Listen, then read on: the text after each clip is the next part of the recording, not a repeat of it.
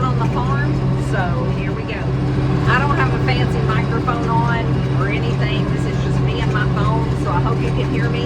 I'll try to put the mic on before I film the rest of this video, but just decided to kind of show you guys what's going on. It's Saturday morning. Ben is in the market because his back is injured. I'm on the tractor cutting hay because we came out here last night, and the hay fields are infested with army worms. We have to have this grass to feed the cows throughout the winter.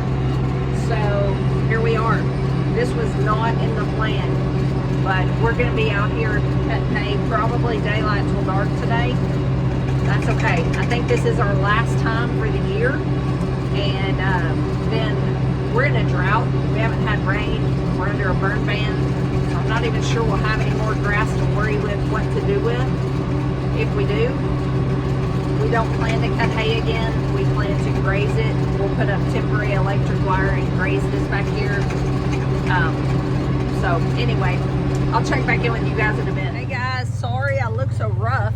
We actually wound up mowing hay for 11 hours yesterday and could have kept going a couple more hours before dark, but we were tired. We had taken turns and done a whole lot of other stuff too, and just called it quits for the day. So I did want to show you, this is our pastures up here at the house. Well, we're behind the house, but this is where we rotate our beef cows. You can see them back there past, that's the chicken schooner. It's empty for the moment. This is where we store our hay, and there's our chicken grates, hay hauling trailer, all that.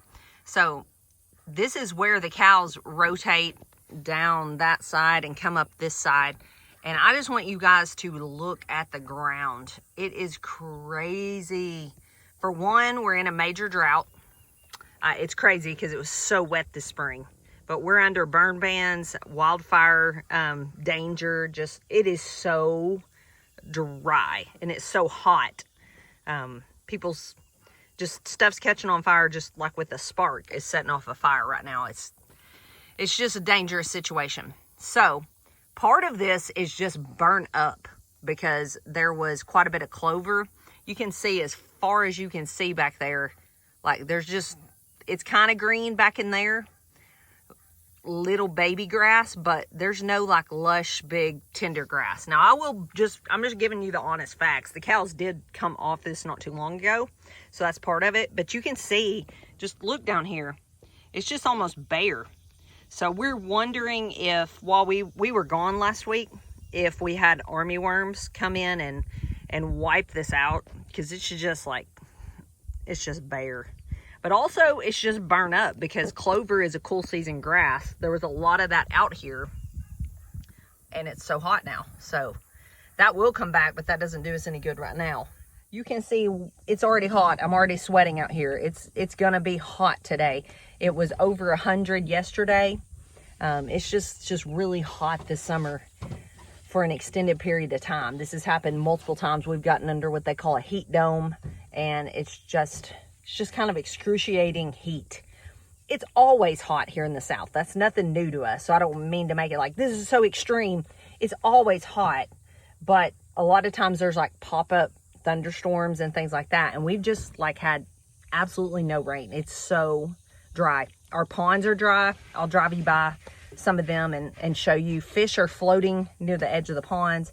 It's just kind of a weird chain of events. So that has led to things like we're tapped into our main water line here. This is about to spray. So thankfully we have this because we've had to tap into this to take water way over there to the woods to the pigs. So that's where this water was coming to. Actually let this overflow just a tad. Didn't mean to do that. These are our feeder pigs. They have, this was a little tiny pond. They basically made it. You can see if I can zoom you guys in. The only reason it even looks moist is because one day I forgot the water for like a couple hours. You can see it's trailing down there. They loved it. It's just hot. They found a place in the shade and they just waller around in there. It's just mud. But we're having to actually water them in this pig water. So yeah, so there's 16 in this pen right now. But I only see 13 down in that mud hole. How many do y'all see?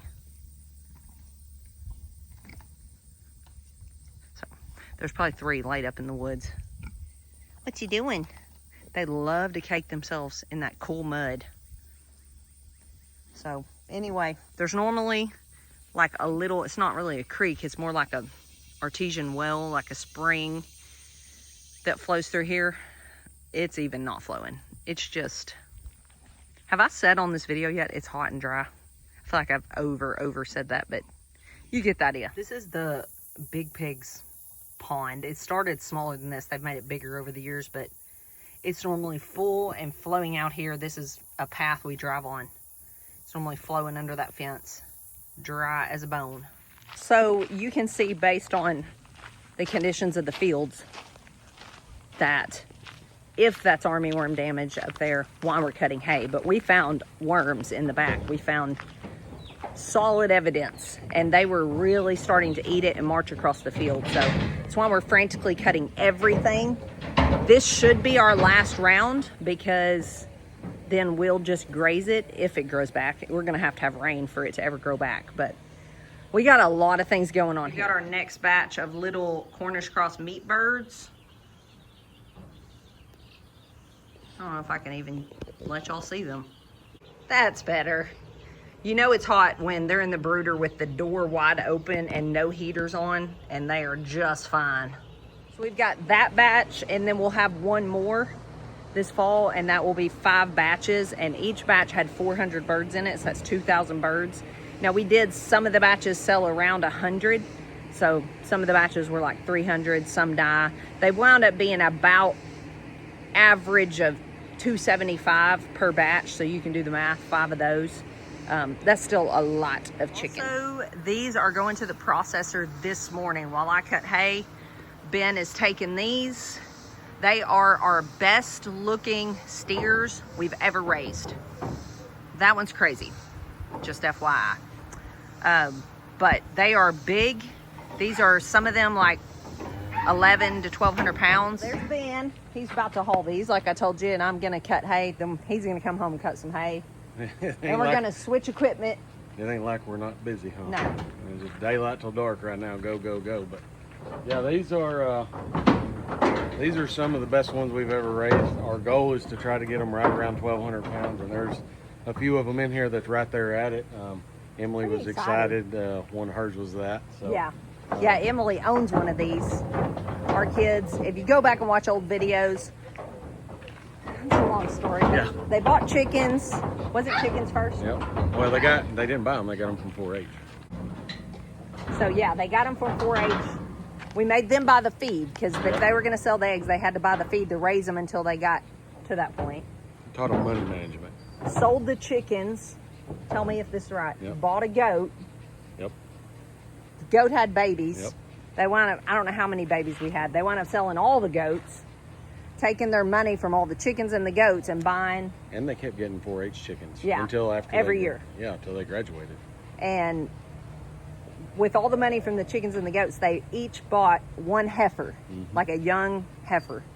And then Emily and I were adding up. Lane's wound up getting like a problem. We had to cull it. Yeah. And so he's at this point, I think, got 2 because he kept a baby before we culled the mom, and she just had a baby. So I think he's got 2. Yeah. We counted yesterday. Emily's got one on this trailer, and in counting that one, she's got 6. Yeah. Because she had a baby. Right now, and cattle prices are crazy high right now. Which is pretty cool for newlyweds to have that, you know. I mean, they could sell them at any moment and have a good little chunk of money. They could have a nice nest egg. Yeah, so for you know, 20, 22-year-olds. Yeah. So anyway, he's heading out. Yep. I know y'all like to see him, so I just told him he had to be on this video. But he's got about 3-hour round trip, and I'm about to go get on the tractor. These are my little dairy calf babies. Those with the green tags are actually registered Jersey heifers. That one and that one down there are half dairy. That's actually Miracle's baby, which we weaned him, but he's still in here with the rest. There's 2 little babies out there. I don't know why they're not in here eating. Let's see if we can see them. You can see one's legs. There's another one out there too. There they are. Hey girls. So we bought 4 new milk cows not too long ago, heavily bred, and 2 of them wound up, their babies died. Like, well, I just stuck my hand in front of the camera, sorry y'all. But 2 of their babies died. Wound up, they had shipping fever, which y'all know we've had before if you've been around here. When we bought our big herd of beef cows, we had a big outbreak of shipping fever, lost a bunch of calves. Really stressful time because we just spent like thousands of dollars, tens of thousands of dollars on our big herd of cows, and then to think they were just gonna all drop dead. They didn't, but we did lose multiple calves.